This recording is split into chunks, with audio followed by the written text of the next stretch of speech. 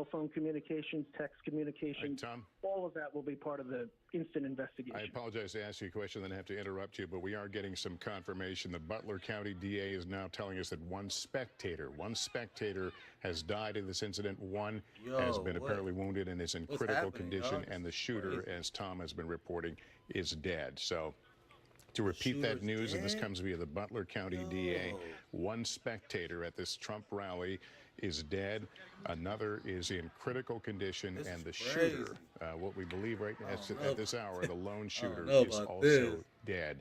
And as our colleague Tom Winter was reporting, they will work very quickly and work backwards, and will likely know a lot about this individual in a short amount of time. You see former President Trump trying to acknowledge the crowd while being obviously stunned and being led to the safety of an armored vehicle, but it appears that he is okay, suffering what we've all been able to see, some sort of a graze type wound to his ear. We hear him, asking for his shoes. He is led away. He continues to turn toward the crowd to offer a sense of assurance that he is okay. He is now clear of that scene as people continue to leave, all of them telling stories of hearing these pops. Some of them, one woman we had on was able to describe the shooter. Now that we've got that confirmed, her account certainly jives with what we're getting now from the officials in Butler County, Pennsylvania. And that is the crowd here trying to rally their spirits, and certainly this was several minutes apparently into the former president's rally there in Pennsylvania when this occurred. Multiple what sounded like shots, pops, but we presume there were gunshots fired in his direction as he was looking to the right, and a little unclear, he grabs his ear, and then you can see this team of Secret Service agents quickly swarm him, confirm that he is clear, out of danger, the risk nullified, and then he is escorted to his vehicle and to safety. That area you're looking at right now is a crime scene. We've seen subsequent pictures where you see the police crime tape, and they will treat it as any other crime scene and try to get the details of this. We don't know what this means in terms of the exact injury that former President Trump received, what treatment he may be receiving, what this will do to his ability to campaign. We certainly, of course, expect to see him in this coming week as the Republican National Convention is about to begin on Monday in Milwaukee. So RNC officials certainly trying to figure that out. But right now, the greatest concern is from that angle is the health of the former president, and of course thoughts also turning now to the one spectator who was killed in this, another spectator who was in critical condition from a wound sustained during all this. NBC's Dasha Burns is just outside that Trump rally north of Pittsburgh. She has been giving us plenty of updates here. Dasha, as you've heard, we've now been able to confirm that at least one spectator has been killed in this, and the shooter himself is dead. Lester, just for those who are joining us in this moment, just a reminder that our team, we were in the press pen when this happened. We were in front of a camera, just getting off camera as the former president started to speak. Just a few minutes into his speech, this transpired. We ran for cover as we were trying to figure out what exactly had happened, initially thinking it was fireworks, then realizing it could be something more serious. And now, of course, we know deadly. I am in the parking lot right now, just outside of this venue. This is where press and general attendees have had their cars parked. This is where we evacuated to when we were told to leave the site that is now a crime scene. And I've been running into witnesses here as people have been trying to find their cars, trying to make their way out. And that is where I ran into a man named Joseph, and I want to introduce him to you now. And as we just learned, Joseph, you weren't listening to the program here, but Lester Holt, NBC News, just reporting that one of the attendees has deceased, has died from injuries as a result of the shooting. Joseph, you told me off camera that you may have witnessed this, and I'm so sorry to be talking to you in this tragic moment, but can you describe what it is that you saw? I was attending the rally. I was in the set of bleachers, the very far left of the podium, where President Trump was speaking. You know, I was there with friends. I heard several gunshots. The man beside me suffered a gunshot wound to the head. Damn. Was instantly killed. What? Fell to the bottom of the bleachers. Another woman looked like she got hit in the forearm or hand. And then at that point in time, it was rather chaotic at that point because half the people were looking because they thought it was fireworks. I knew it was gunshots right away. My friend, you know, he hit the deck. I was kind of looking around just trying to see where the shots were coming from. It seemed to me like the shots were coming from behind the bleachers. It seemed to me the man got hit in the head from behind. He was killed instantly, as far as I could tell. And at that point, a state police and a SWAT team, you know, started evacuating the bleachers, and then I helped carry the man out of the bleachers to a tent that was behind the bleachers. You helped carry the man yourself. What was his condition when you were carrying him? He's deceased. He was dead at the doorknob. He died. How close were you to him? A couple yards. I mean, it wasn't very far. Did you know the man? No, it's a complete stranger. They put a towel over his head and then carried him off. And you said there was another woman nearby who was also injured. Where was she in relation to him? I believe she was in the bleachers, like either behind, above me, or just to the side of him. But it seemed like she was kind of up my flank, and then she flinched, and it looked like she had taken a gunshot wound to the forearm and hand. Joseph, from where I was standing, we heard multiple gunshots, 8 to 11 shots. We've been hearing it replayed on the video here. Do you remember, can you tell, I know it was a chaotic scene, but at what point, was it immediately when you heard the gunshots that he was shot, or was it later on into the fire? Crazy. The first 7, he was hit and she was hit within the first 7 shots. I counted 7 shots.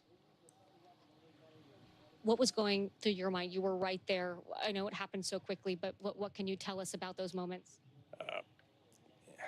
First, I was in shock because I know what gunshots sound like, so I knew they were gunshots. I couldn't tell from where they were coming from. And when I noticed someone got hit, then I noticed, well, it seemed like they were coming from behind me, and it just was pandemonium. And then I heard some more shots, and I couldn't quite tell where they were coming from. But I counted the first 7, and they were very loud and very close. And it killed one man and wounded another woman. And Joseph, you told me that you're a doctor, you're an OBGYN.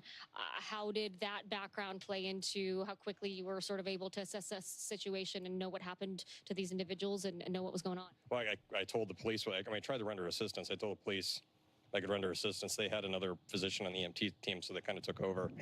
So they didn't really need me, so I kind of helped carry them down initially out of the bleachers. Yeah, I mean, there wasn't, the man that got hit, there was no assistance that needed to be given. And unfortunately, his family witnessed the whole thing. It seemed like he had several family members in the bleacher with him. And they were quite upset. They didn't know, they were in shock. They didn't quite know what was going on. But the man was definitely killed instantaneously. Could you tell sort of how many family members or people who knew him were with him, and what was their reaction? I thought there was 5 people. 2 of them were relatively hysterical. So, but they were, you know, when we took the man out of the bleachers, he went to the tent. There was an aid tent or some type of tent behind the bleachers where they took the body, and they immediately evacuated the family with them. And 2 out of the 5, it seemed, you know, in shock, hysterical. Like they were still trying to process what was going on. Joseph, from where I was standing, we heard the shots. We saw the president go down. Yeah, I saw President Trump get hit. What can you tell us? What details you remember? It seemed like his head was off to the side, and it seemed like he got nicked in the ear. Was that before the Secret Service took him down to the ground, covered him? Right before the Secret Service. I mean, it was maybe, again, it's hard to tell. When like, he gigs himself. You know, time dilates when like this. It seemed like it was a second or 2. Boom, like then he the gigs first himself 7 right there. shots I've seen a gig job. that went off. I've The seen a man gig got job hit. before. He was killed almost instantly. The woman in the bleachers, she got injured, like she got hit in the forearm and the hand. And then in those rounds that were fired, Hell no. Again, I was videoing the event, so that's when I saw Trump get hit. And it seemed to me like he was looking to the side and the round grazed his ear. So. Could you tell the gentleman that was hit in the head what angle he was in relation to the former president, like which direction the bullets were coming from and to? So it looked like he was facing the president at the very far left portion of the bleachers. So he's directly facing it. Again, it seemed to me like the shots were coming from the rear, like behind us. And for me, it seemed like the man was in the way. Like, you know, I guess in the way of the former president? No, it seemed like the man was in the way of the shots between whoever was shooting the gun and the president. The man was hit. It seemed like he was in the crossfire. We gotta pay attention. And I This is know- like the first interviews right after 9/11. And I know you're in Fools are shock giving and the still specific processing all details of that this. they try to It's hide sort from of us. hard to evaluate our own Listen to emotions these in first this couple moment. people to see if But they're acting, to see if you we just can get some experienced something real horrific. info. Yes. What can you tell us about your state of mind right now? Yeah, you know, I've had opportunities to go to these rallies before. It was the first one I ever went to. I had, you know, time off to go do it. I was kind of excited to go, but you know, it's, you know, everyone, you know, it's something you don't expect. It comes out of the blue. It's like a bolt out of the blue, and it's shocking. You know, the way politics goes in this country, it just seems like it's really polarized. Everyone's just very angry. I'm honestly shocked this didn't happen earlier. I was commenting to my friend who went to the event with me. I was like, you know, the back behind the bleachers, it's really open. It seems like a really open venue. And it's just, you know, I got this sense that, you know, if someone really wanted to do something, and again, I was openly talking to her, and I was like, you know, if something was bad was going to be happening, this is the perfect venue to have. I just said this like an hour before it happened. I was like, this would be the perfect place to do it. Arrest And, this nigga. You know, surprisingly enough, it happened. A devastatingly prescient observation Yeah, from you. Let me ask you one more question, because from where I was, there was confusion. Then Trump stood up, and there were some cheers, and then people sort of remained. Those that weren't in sort of the immediate zone where you were, people were still sort of cheering, talking, trying to figure out what was going on. How quickly did you know that whether or not there was still a dangerous situation? It seemed like people sort of started to try to move on very quickly, not sure what had happened, right? So how soon did you know whether or not it was even safe? Did you want to get out of there? What did you witness in sort of the immediate aftermath once the shots stopped? Well, it seemed after the shots went off, everyone thought it was a prank. Everyone, I think, got a sense, like when I looked out into the crowd, everyone thought I think the initial reaction, everyone thought it was a prank. I knew better it was a gunshot because I just saw a guy got hit. And it did. For those of us that didn't see, it's some people started laughing, some people were confused. It wasn't immediately clear to the crowd that didn't. Imagine you're one of the ones that started laughing. You know, that this was in fact a dangerous and deadly situation.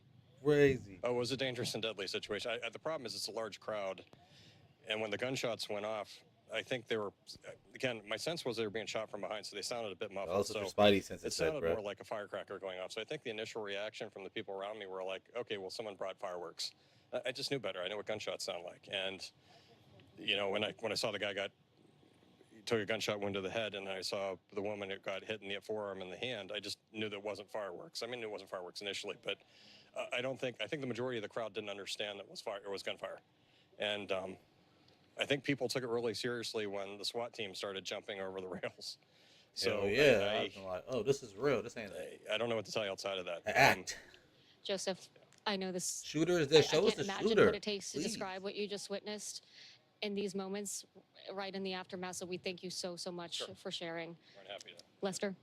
Dasha, thank you for that account. I mean, no one should have to, you know, fear for their life going to a political rally, something that is uniquely American.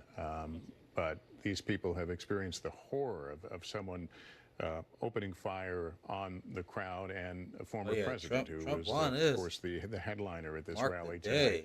July 13th. As we've been reporting, Trump one won spectator is dead, another is in critical condition. The shooter, this all according to the Butler County DA, the shooter And he gave himself in the ear is right there. also deceased. Our senior White House correspondent, Kelly O'Donnell, joins us again. Kelly, you have a new statement from President Biden.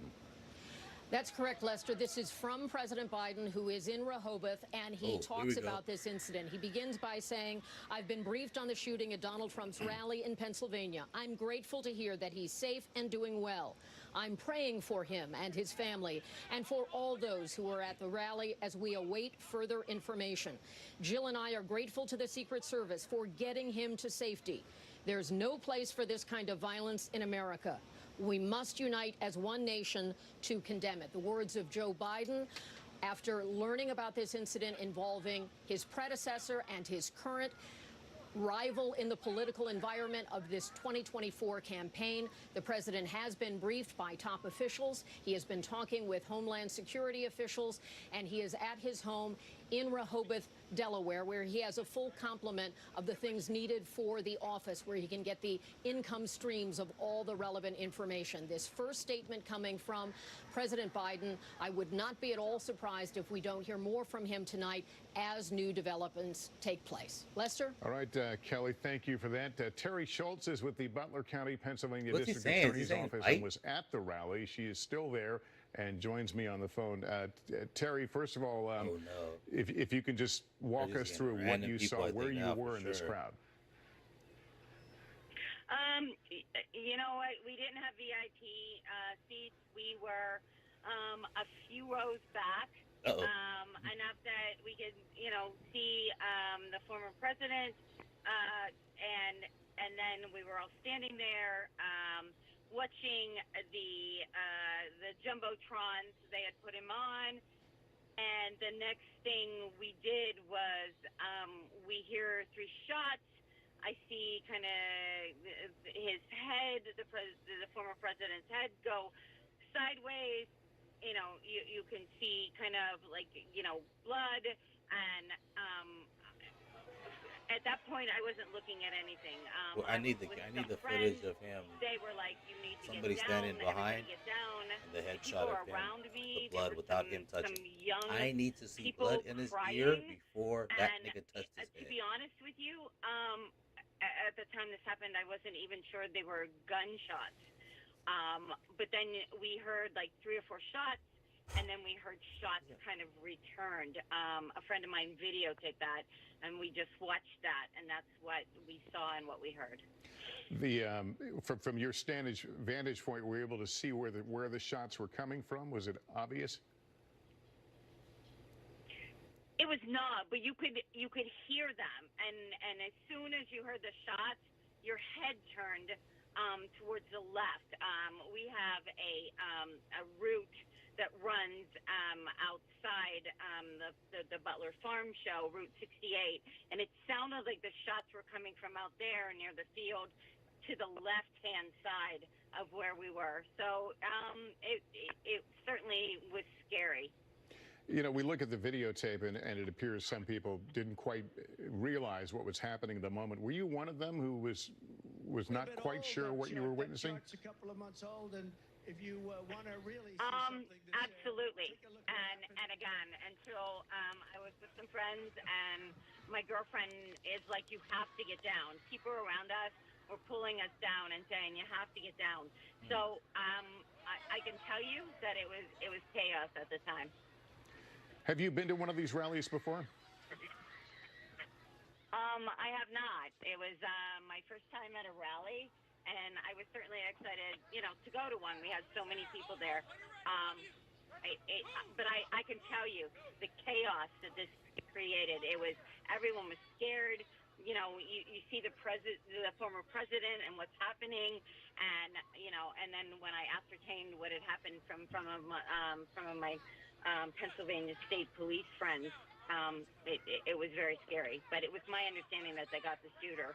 But that really doesn't make a difference because it was just scary. Yeah, that's our understanding is the shooter is deceased, and again, one of the spectators as well, and one critically hurt, a spectator, and the former president is going to be okay. But you bring up a point I think we will all be talking about, and that is, of course, we don't know what the motivation was for this, but it certainly comes at a time that we are all keenly aware of the deep divisions and the risk of political violence. Is it something you even thought about as you set out to attend this rally tonight? To be honest with you, no, not at all. I guess I know that there's political unrest in the country. But in no way did I think that this would happen. And what concerns me more is it's not only political, but there are innocent people here, and look what happened. And it should just never happen in our country. It really should not. Your point is certainly well taken. I know you're with the DA's office there. Do you have any special insight into how the investigation is proceeding? Well, I know that I'm seeing a lot of news trucks around here. I know Look how angry that, they are at, you know what I'm saying? His there were tons rallies. of Secret Service here. Isn't this shit supposed to be a positive rally? And, Like, and again, he I brings just, out I the guess for angry me, white I people. just question how it, somebody got through security, or where this, where this person was in a field that somebody wasn't looking after them. And I guess that's just me and from my perspective of what I do. Yeah. All right, Terry, thank you very much as we continue to look at some of the pictures of the aftermath. We've shown you some of the still photos as well of people crouched down for safety. I'm not sure at that moment where the threat was coming from. I want to tell you, we are hearing that we will hear from the president. We read his statement a few minutes ago. We will hear from President Biden at some point this evening. We don't have a firm time on that, but we'll keep you honest and let you know when we know more about that. Meantime, let me bring in our senior Washington correspondent, Hallie Jackson. Hallie, we're all shocked and certainly saddened over the loss of life here and the injuries, and we're certainly grateful that the former president is okay. But this is going to be a very tough conversation in the weeks coming forward, one we've had on different levels before. Share your thoughts, if you would. Yeah, and none of it, of course, taking away, Lester, from, as you described, the urgency and frankly, the devastation of this moment, given what we have now learned about what has happened at this rally in Butler, Pennsylvania. I can tell you that our team here at NBC News is out to a myriad of campaign sources close to former President Trump. And obviously, the latest that we've heard, and you've been reporting this, is that he is okay. He is, in the words of a spokesperson, fine and being looked at. We are seeking more information. I can also tell you that based on a message to staff obtained by our colleagues here at NBC, Alan Smith and Matt Dixon, a top campaign official is telling staff members that everything is okay, that we have no details to share at this time, but saying they'll follow up soon with more information. They are directing staff members to not speak with members of the media. They want what they describe as a total lockdown here. They add that your personal safety is of the utmost importance here. To pray, remain vigilant, and be strong. That is the messaging now, according to NBC News, that Trump campaign staff members are getting from the top, as there is just, it is always, of course it is chaotic in the moments after something like this happens. And it's also, I think, another reason to be extraordinarily careful in what and how we report what we know has occurred here in what is just a historic day here in the United States, Lester. Yeah, and then, of course, Hallie, we are here on the weekend before the Republican National Convention.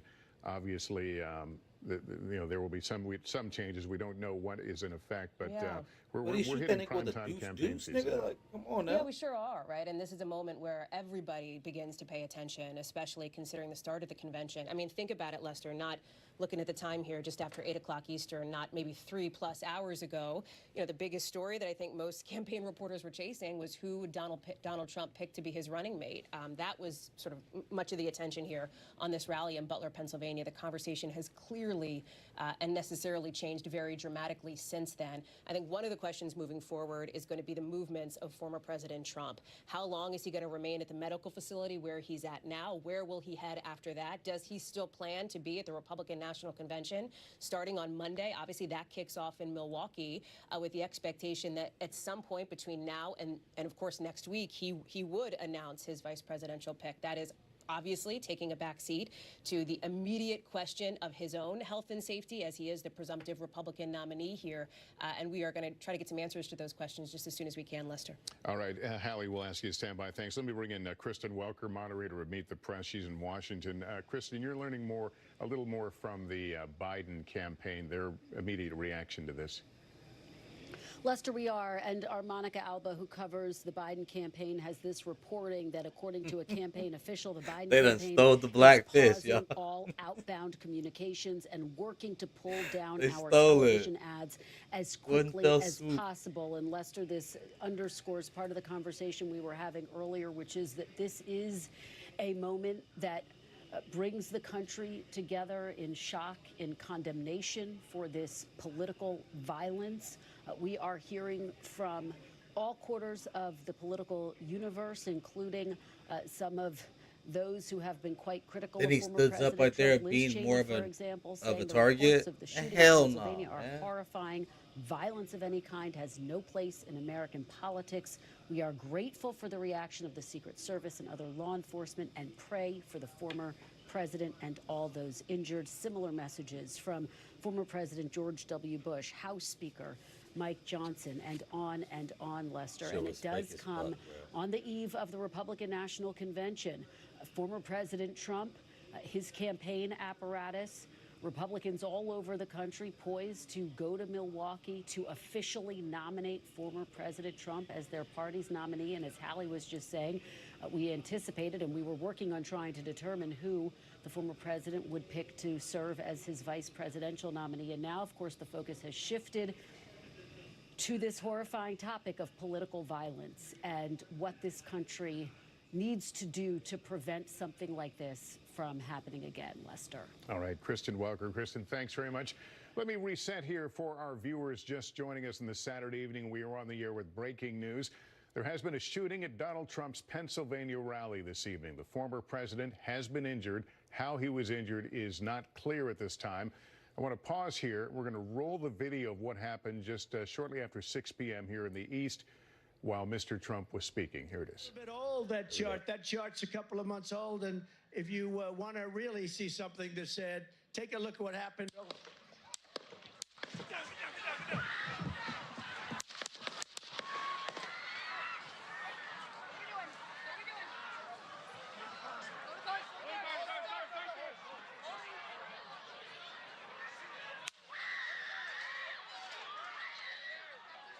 Damn, there was hell. Damn. Oh, they're busting caps, fool.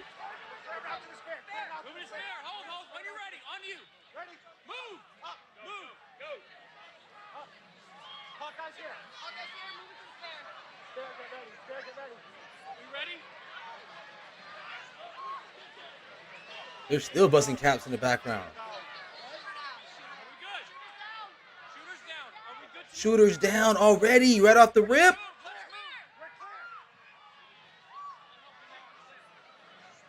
Was he trying to run up like it was Abe Lincoln or something? Let me get my shoes. I got you, sir. Let me get my shoes, sir. Hold that in your head. Fuck those shoes, nigga.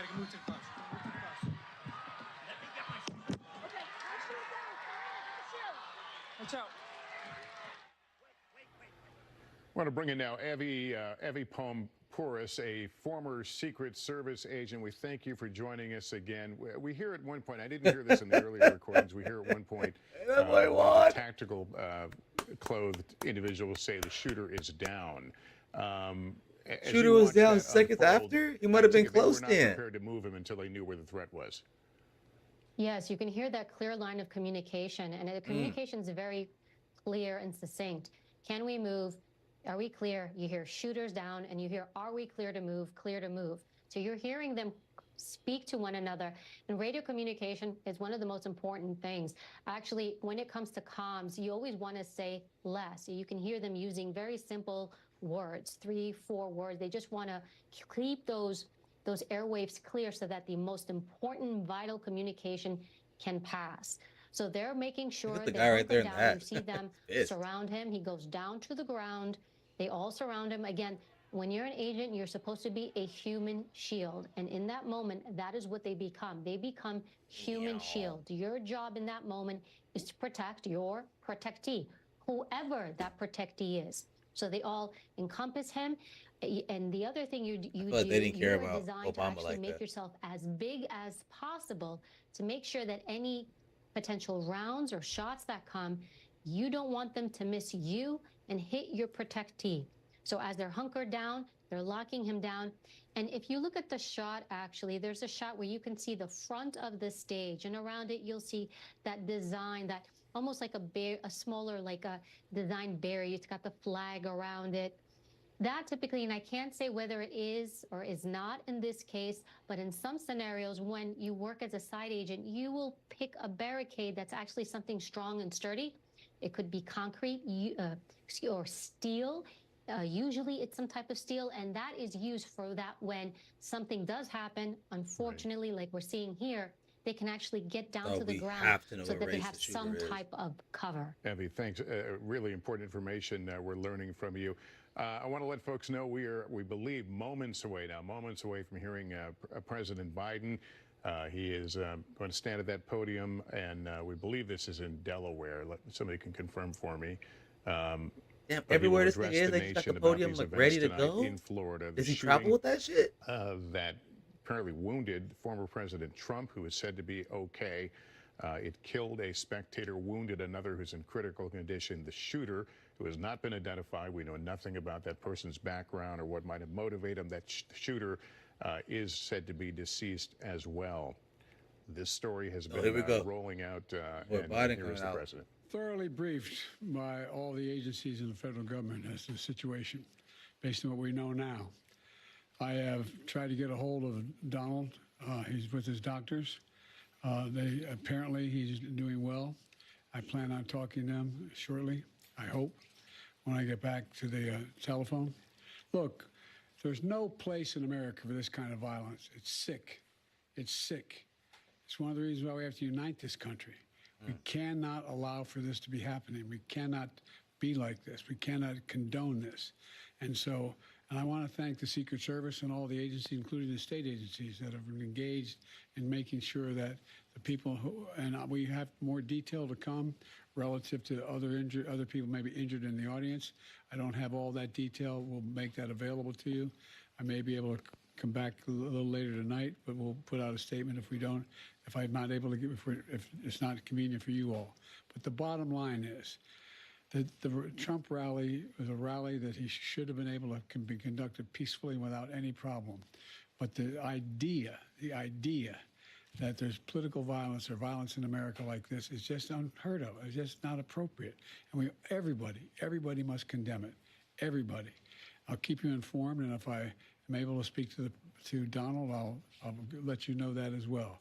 But so far, it appears he's doing well, number one.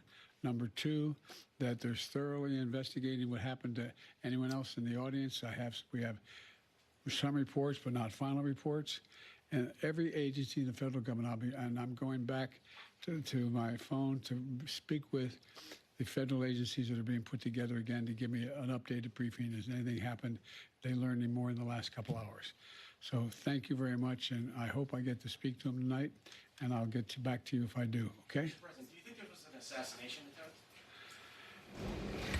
I don't know enough to, I have an opinion, but I don't have any facts. So I want to make sure we have all the facts before I make any more comments. Thank you. Are you worried, President, with the security? Then the robot walks away. Short of calling this an assassination attempt, but noting that he plans to talk to Donald Trump and that his understanding is the former president is doing well. President Biden speaking out against the scourge. He knew to have his head turned like that. There's no room for this. I'm calling bullshit.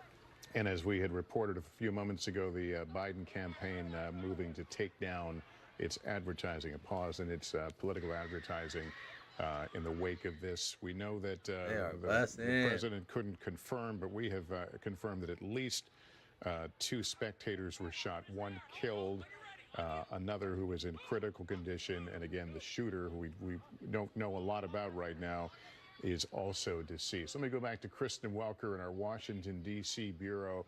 The White House getting out in front of this very quickly, Kristen. Lester, they sure are, and President Biden condemning this in the strongest terms possible, which is what you would anticipated. He has long condemned political violence. He said this to is do it live on TV too. They're Everybody geniuses. must condemn it. He did say he had tried to speak with the former president, whom he referred to as Donald. He also noted, Lester, that he is receiving. He said, "Hold up. Let me do the fist. I can't forget the fist. It's part of it." From his national security team, from his federal agencies, and that will undoubtedly Get my continue shoes. throughout the night.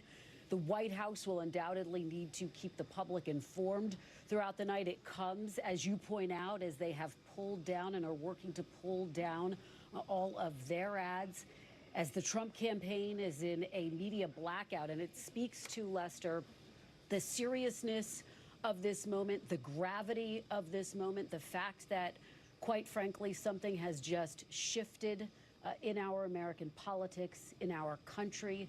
This act of political violence, which, as the president said, cannot and will not be tolerated. And it does come as everyone is preparing to go to Milwaukee for the Republican National Convention, another event that will be met with heavy security. The perimeter there will be quite strong, quite large. Getting into the actual area where the convention is taking place will undoubtedly require going through magnetiles, making sure that no one is armed going into that event. But again, Lester, this just underscores, I think, that something fundamental has really shifted in our American politics today. Yeah, it's certainly, the threat has been talked about, but to see it play out on this scale is certainly horrifying. Kristen, thank you for that. We'll go back to you in a bit. Let's bring in our senior Washington correspondent, Hallie Jackson. You have a statement from Donald Trump Jr., the former president's son.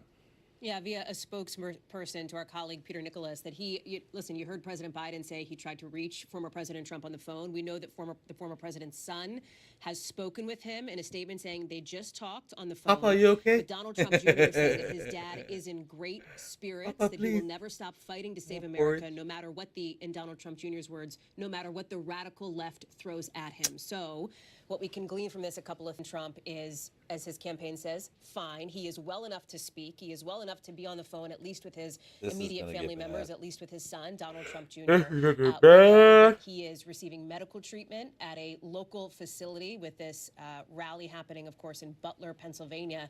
And we know that there has been a slew of reaction, as Kristen, as you, as others have talked about from both sides of the aisle here, strongly condemning political violence after this very difficult day. His ear doesn't even look like it was touched. Nigga, that's crazy. All right, Hallie, thank you. Kip Tom, former U.S. ambassador to the UN, was just a few yards from the former president when the shots rang out. Thank you for joining us, sir. Can you tell us what you saw? Well, I was just with the president a few moments earlier before he came on stage, and everything seemed like a normal day. But when he walked down that red carpet and walked up to the podium, and after he spoke for about 10 minutes, I was sitting in the front row at the end of the runway, but all of a sudden these shots broke out. And I think there was people that actually thought it was possibly fireworks, but I seen the gun smoke, and obviously there was a person about 15 foot behind me that was hit. I think severely wounded at the least, but nonetheless, the crowd stayed pretty calm for the most part. And but you know, it sounded like there was 6, 7 shots to start with, and then it seemed like there was a little pause, and then we heard a different caliber gun fired, which I assume is probably the Secret Service. But then I thought I heard another couple of rounds come off, but it felt like it was behind me. But it could have been the echo. Shooter's dead. Did President Trump say anything?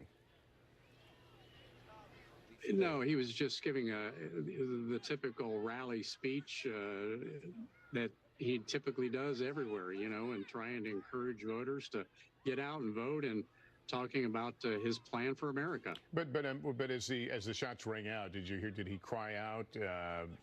Did someone tell him to get down, or was that instinctive? Did he belt out for his mom? Yeah, we heard that. We heard everybody say, get down, but I think he was already going down. That's when everybody thought at first maybe he had been hit more severely than he was. I mean, it's already severe.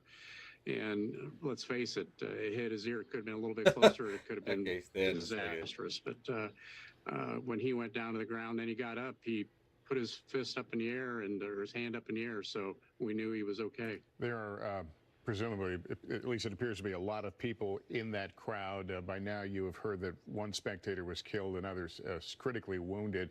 Has it settled in of how close a brush everybody in that arena or setting came tonight? Yeah, you know, there was a lot. It was interesting listening to the people as they departed the scene, and you know what was going through my mind, and of course being a little question about it. Understandably. Ambassador, thank you so much for taking the time being with us. We're glad you and yours are safe after this tonight. Retired ATF Special Agent Jim Kavanaugh is with me. By now, as you know, we've been reporting that the shooter in this case is deceased, presumably shot by law enforcement. I think the next question will be, is this a lone operator, the proverbial lone wolf, or is this part of some kind of conspiracy? Those are two different things. How will they begin to get, at least put the dots together? Yeah, well, let's start with the deceased shooter, Lester, and identify him, and then, sweep his personal devices, phone, computer, etc., for, associates, Confederates, and start interviewing around the circle around him. You've dug out a lot from the reporters and the witnesses since we last talked, and it appears that maybe the shooter.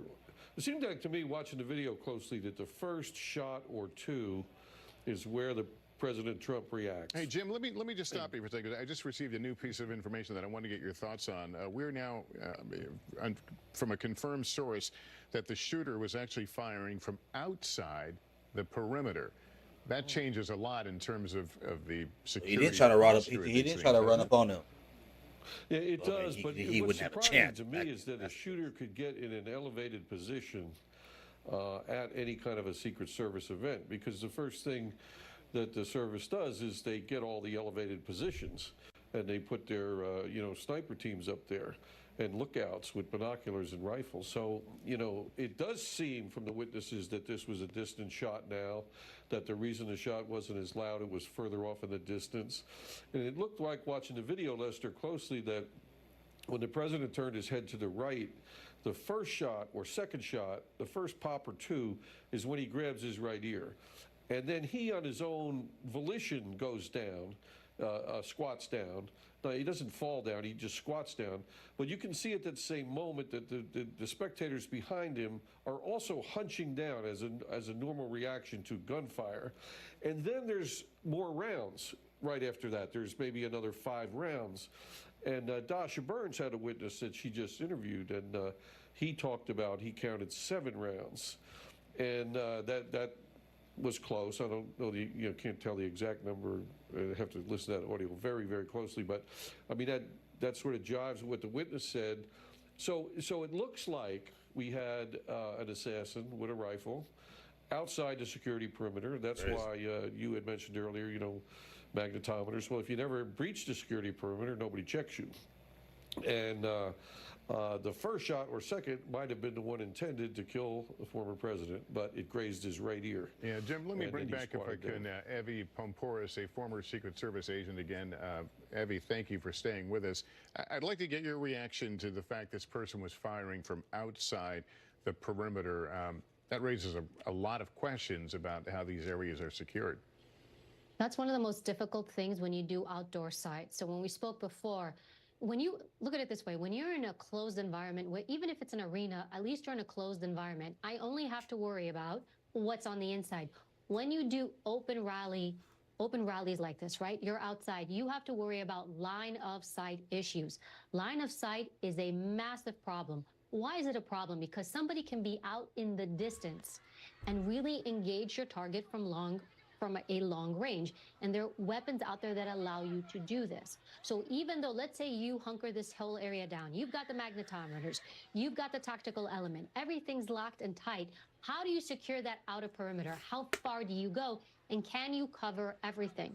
That's a problem. These are probably, of all the types of advances you can do, these are probably the least favorite among Secret Service agents, because you have the inability. And even if somebody is in an elevated position or not, how do you secure all those elevated positions when you have weapons with the capabilities that are able to shoot long distances? Yeah, this is what you are up against. Yeah, and you point about weapons that can shoot long distances. We tend to think of those as long guns, things that stand out certainly in a crowd, whether you're, no matter what side of the fence you're on.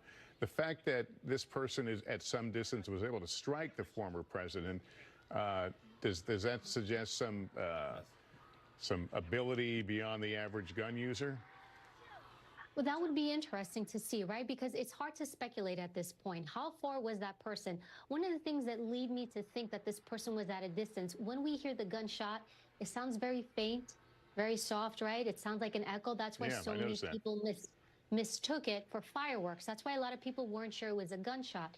So when you hear the shot like that, it does lead us to believe that it was at a distance. And that's why there's the confusion. I do want to say this, which is really interesting as I watch this. When you do security for these events, one of the greatest concerns are the people inside and stampede issues. And what I have to acknowledge is all these folks held steady and fast. We don't see people really losing it. We don't see people stampeding out, because it's not just the danger of the attacker, of what's going to happen. The danger a lot of times can come from within. So I really have to comment on everybody's ability to stay put, to not panic, and to allow the Secret Service, and also look at where that motorcade is. That vehicle where they exit him out, there's people all around, and you see everybody hold their position and allow the security team to evacuate. Yeah, Abby, thank you for that. I should note, several years ago, working on a story for the Today Show, I went to the Secret Service training facility outside of Washington, and they put me through a simulation in which I was the protectee, waving to a crowd when shots rang out, and the swiftness. I want the of as these soon as I get agents off too, they're going to moving show the around me, shooter. getting me in I the car really and want to see driving off was stunning, even though I knew it was going to come. Shout So out the Trump, y'all. training